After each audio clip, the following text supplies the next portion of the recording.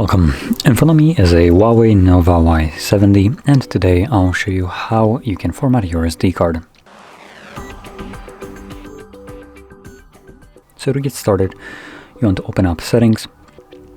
From here, select Storage.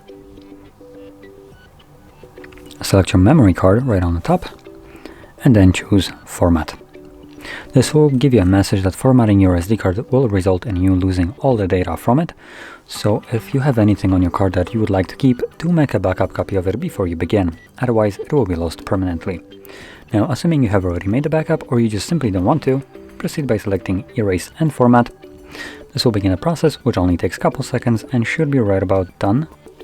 There we go. Click on OK, and that's it. So, if you found this video helpful, don't forget to hit like, subscribe, and thanks for watching.